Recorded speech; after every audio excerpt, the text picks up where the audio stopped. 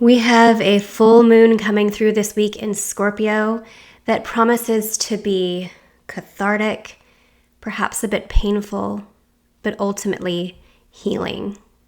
Hi friends, it's Emily with Emily T Astrology. I'm your host for Hermes Speaks. This is your weekly astro check-in where we explore the current quality of time, as well as bring in some added mercurial insights through the written word and bibliomancy. This full moon is the culmination point in the lunar cycle that began with that potent and very Aryan new moon in Aries that took place on April 17th. This full moon is taking place at 11 degrees of Scorpio on Friday, May 1st at about 10:20 in the morning here on the Pacific coast where I live. That new moon was as Aries gets. The new moon is a time of seeding, of beginning, and of initiation, and the full moon is a time of fruition, culmination, and maximum illumination of the cycle in general. One thing to take note of about this lunar cycle, beginning with the Aries New Moon and now culminating with the Scorpio Full Moon, is that both of these signs, Aries and Scorpio, are the signs that are hosted by the planet Mars. In traditional astrology, Mars was given rulership of both Aries, its diurnal or masculine sign, and Scorpio, its nocturnal or feminine sign. And so what this boils down to very simply is that this entire lunar cycle is very Marsy. It was initiated with a pile up of Aryan planets with that new moon, and it is now culminating or coming to fruition in the sign of Scorpio, Mars's other sign. That new moon was conjunct Chiron. As we talked about a lot in the episode that we offered earlier this month with Kelsey Faith Wells, my friend and colleague, Chiron in Aries has really brought up a lot about identity wounds. And that new moon that was so powerfully seated in Aries on the 17th of April, being conjunct Chiron, really seeded this lunar cycle in a deep moment of healing identity wounds, as Kelsey said in that episode, by facing them head on. Maybe before we were even ready to, before we knew how to, but this was an initiation moment, that new moon, that was all about agency and sovereignty and healing our wounds around identity. Well, now here we are at the full moon moment in Scorpio. And what do we see in the full moon chart? Well, we still have Mars co-present in the sign of Aries and Mercury conjoined to Chiron. So Chiron is not done with us, right? The healing of identity wounds is not done. We don't get to just say, check, done, healed, right? Plus, that never really happens. That's the whole point of Chiron, is that it's ultimately an unhealable wound, our deep core wounds that we can never completely heal, right?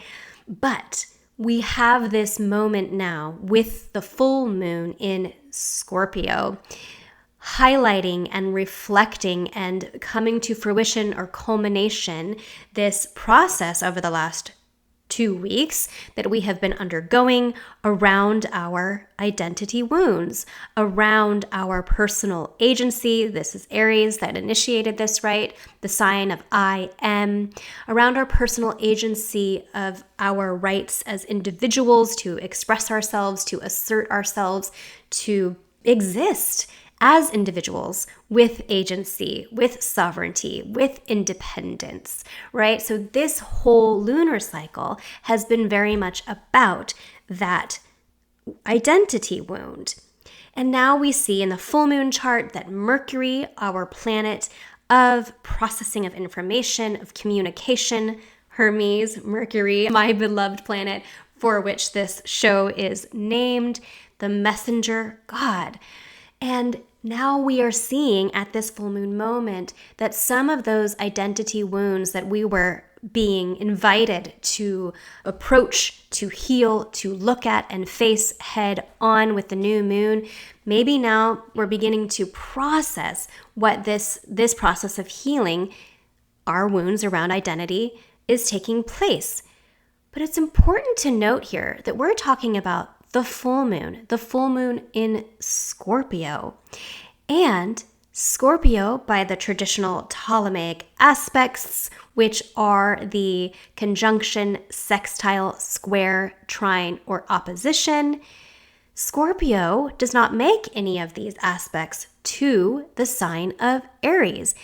It is said to be unseen. These signs can't see each other.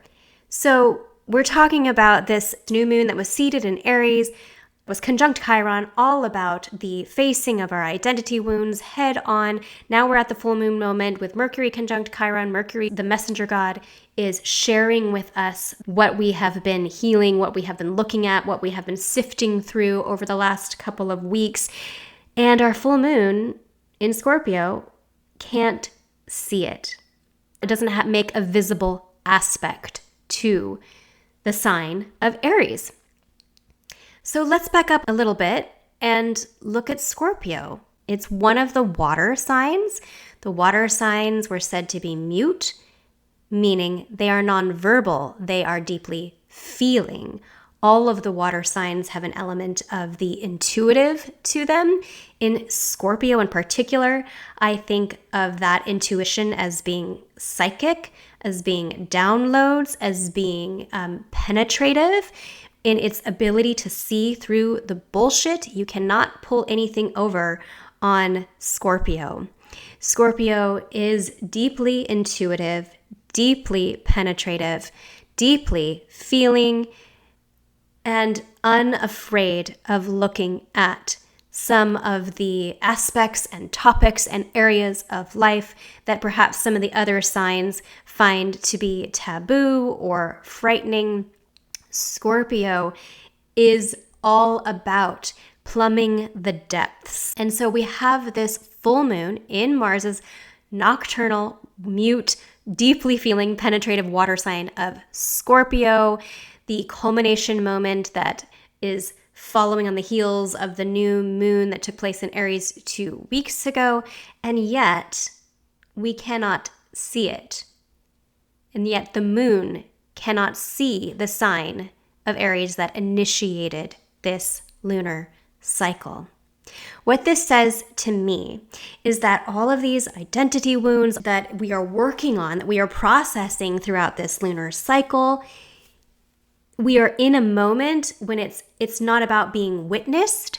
It's not about like thinking our way through it. It is not about talking about it. It is about feeling it.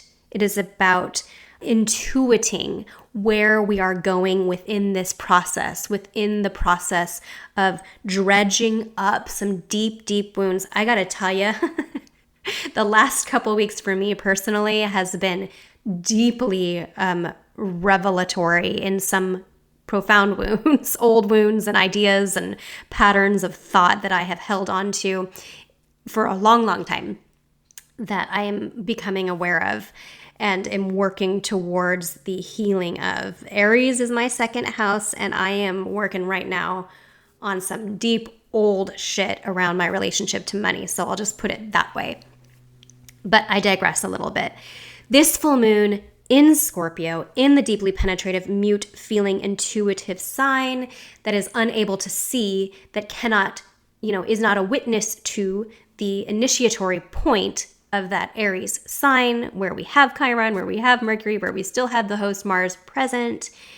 This is about the somatic, intuitive, psychic, perhaps psychological, but not really mental, processing and feeling of what the dredging up, what the looking at, what the facing of these wounds head on is feeling like in our bodies, in our kind of psychic, energetic bodies. I'm thinking that breath work feels incredibly important during this full moon. If you do any kind of sound healing, or if you just like to sit and listen to music that really reflects your mood, I recommend any of these things during this full moon. Journaling, perhaps, although it doesn't feel super verbal, maybe painting or any kind of visual, sound-based, creative breath work, meditative process that you can go through feels like it could be very, not productive. I don't like the word productive, but very useful for you during this full moon. This is not a full moon where we are going to be like the fruition or the culmination point is coming up and we're like, aha, I see, I understand. This is a full moon that is about feeling, intuiting, processing, and sifting through in a non-verbal, non-logical, non-linear way. There are a couple of longer cycles that I'd like to point out as well, in addition to this particular lunar cycle that began with the new moon on April 17th. You can certainly look back to November 19th of 2025, 6 months ago, when we had a new moon in Scorpio, and what was being seeded at that time for you, what was beginning, that now is coming to a culmination point with our Scorpio full moon 6 months later. Look at that time frame if you'd like. I also, when I think of full moons, love to bring in the lunar phase families or the lunar gestational cycle that was highlighted by astrologer Dietrich Pessin. The lunar gestational cycle is a longer 27-month cycle in which we have a new moon, an opening square or a first quarter moon, the full moon, and then a closing square or final third quarter moon, always at or around the same degree of a particular sign. So in this case, there was a new moon on November 1st of 2024 at 9 degrees of Scorpio. 9 months later, on August 1st of 2025, we had an opening square moon, a first quarter moon at 9 degrees of Scorpio, when the sun was at 9 degrees of Leo. This is the full moon moment coming through on May 1st of 2026 at 11 degrees of Scorpio, while the sun is at 11 degrees of Taurus.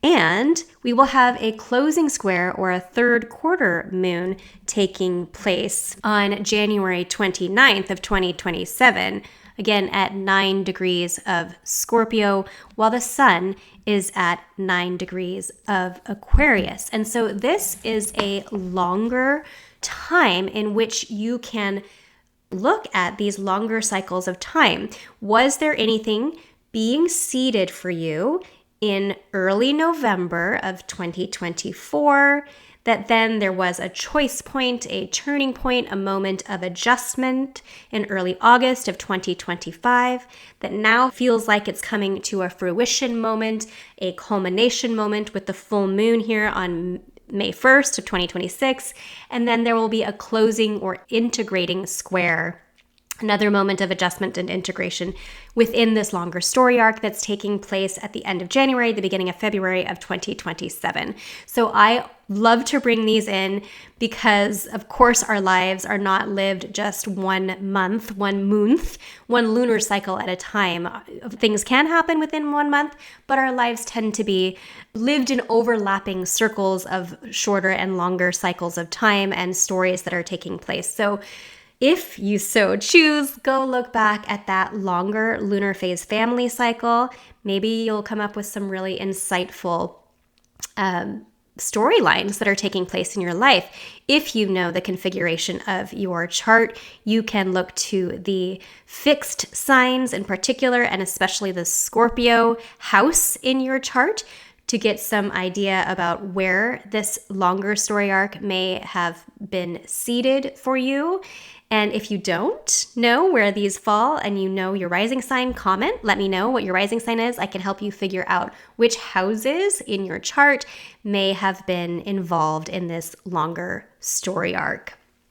So Before we get to our bibliomancy pull, just a reminder, what I'm really seeing with this full moon, very Marsy lunar cycle, initiated with that very Aryan pileup of planets and the new moon conjunct Chiron, is we are working through some identity wounds. Some identity wounds, some wounds around our agency, our sovereignty, our rights to exist and assert ourselves with independent opinions, our right to be bold and courageous and impulsive and to go after, our own hero's journey. The wounds around our own hero's journey are being worked on with this full moon, unable to see the sign of Aries where it was initiated. This is a moment of culmination and fruition around our somatic, our psychic, our energetic bodies that are processing through art, through meditation, through breath work, through sound, through music, where we are in this process of cathartically, perhaps deeply painfully, maybe in a purgative sort of way, healing our deep wounds. No big deal, right? No big deal, guys. But you got this. This is Scorpio. We can handle the depths. We can handle the depths with a Scorpio full moon, right? Now we've come to the part of the show where I bring in those mercurial insights through the written word and bibliomancy. This week I was standing in front of my bookshelf wondering what I should bring in, and the title of this book jumped out at me. It felt kind of scorpionic. And this is, I'm not very good at keeping my book jackets, as you can tell. This is Crying in H Mart by Michelle Zauner. I hope I'm pronouncing that right. Zauner. This was a book I read with my fantastic book club. Love my book club. And I thought about the Scorpio full moon, and I opened the book and read this. What a cruel twist of fate, I thought, my face reddening as I fought back the tears. I had spent my adolescence trying to blend in with my peers in suburban America and had come of age feeling like my belonging was something to prove, something that was always in the hands of other people to be given and never my own to take, to decide which side I was on, whom I was allowed to align with. I could never be of both worlds, only half in and half out, waiting to be ejected at will by someone with greater claim than me. Someone full, someone whole. Okay, so what have we just been talking about? We have been talking about identity wounds, wounds around our agency, our sovereignty, our right to exist as individuals, our right to assert ourselves with independent opinions, our own right to take our own journey towards our own hero's journey. And what do we hear in this brief passage? This is about a Korean American. This little snippet speaks to her feeling like she never quite belongs with the Americans, but she also doesn't quite belong with other Koreans. She doesn't quite fit. But what really stands out to me about this passage is that she says, I grew up feeling like my sense of belonging was always in the hands of someone else to give, someone else to provide me with my sense of belonging. She has felt that she needed her validation to come from others, that she needed to be provided her sense of her own value within society, within her community, her own sense of belonging by others. And what does this say? To me, it says that she has forsaken her agency. She has been raised or grew up thinking she didn't have a right to her own internal sense of value, her own internal sense of belonging, her own validation that came from within herself. And so I think this brief passage, in light of everything we've discussed about this full moon, working through those chironic wounds around our rights to exist as individuals, is that we're at that moment, that damn, it's probably super painful, right? Painful, cathartic, perhaps purgative, deep. This is deep stuff. Our right to exist as an individual with our own agency and sovereignty. Perhaps the most important thing that we can be doing right now is recognizing that if we give up, if we hand over that sense of agency, that sense of power, that sense of our own validation, we give it up to outsiders. We give it up to an external force, an external aspect of our lives to provide us with a sense of belonging, of validation, of value, of worth, that we will never feel like we fully belong. We will always be broken in some sense. She says someone whole, right? And that's what we're doing. We're working on healing ourselves, on becoming whole as individuals. And this moment, this Scorpio moon, where we are kind of painfully sifting through in a somatic way, in an intuitive way, in a psychic way, in an energetic way, in an artistic way, a creative way, when we are sifting through the process, the journey through which we are walking to reclaim our sense of autonomy and agency, that the most important thing that we can do is recognize that that sense of validation and belonging and worth needs to come from within ourselves. And that ultimately is how we begin to realize that we are whole. We are not broken. There is not something outside of us that is whole, that can ever fill us up completely, that can ever validate us completely. That has to come from within. That has to come from our own unique I am, our own unique sense of spirit and soul and story, right? It's pretty simple, but that's what I'm getting this week from this passage. You are whole. You are whole. And the only real sense of validation and worth and belonging that you can find, the whole true sense of that, is if you find it within yourself or look within. Now, this does not mean, I am not advocating for saying it's all about me. I don't need to care about anybody else. It's, every man for himself, every woman for herself. That's not what I'm saying. I'm not saying only focus on yourself and then therefore you can lack compassion or you can be cruel or you can be negligent around other people's needs. That's not what I'm saying at all. Okay, so don't mistake me. I'm not advocating for arrogance or egocentrism or any of that. But what I'm saying is, if you are a person who has tended to look outside of yourself for external sources of validation and belonging, that is what, to rethink that, to relook at that you have worth because you are a human. I am, you are. You have worth, you belong, you have value. You don't need anyone else to give that to you. It is intrinsic within you because you are a human being, a soul, spirit, living in a human body, having a human experience, right? So that's what I've got for you this week.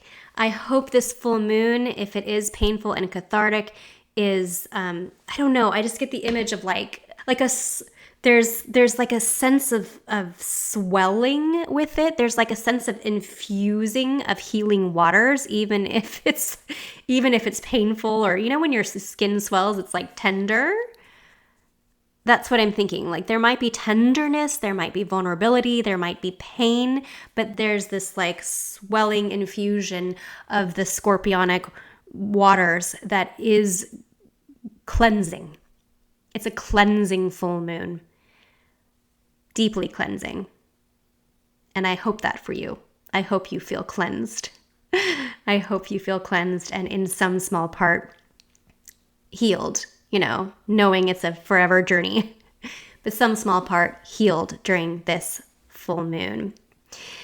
Thanks for being here with me today. I love coming here and sharing my thoughts and sharing the amazing written words of authors with you. If you liked this, please like, subscribe, give me a comment. Let me know. Did you find anything with the lunar phase families that is a longer story arc that's coming up for you? Click the notification bell so that you know when I come out with episodes every week. And if you are looking to meet with a professional astrologer, you want to dive into this in more detail around your own unique astrology, come see me. You can book a reading with me at emilytatomer.com. I'd love to connect with you. You've got this, you guys. Pain and catharsis is truly how we grow. We have to have grit.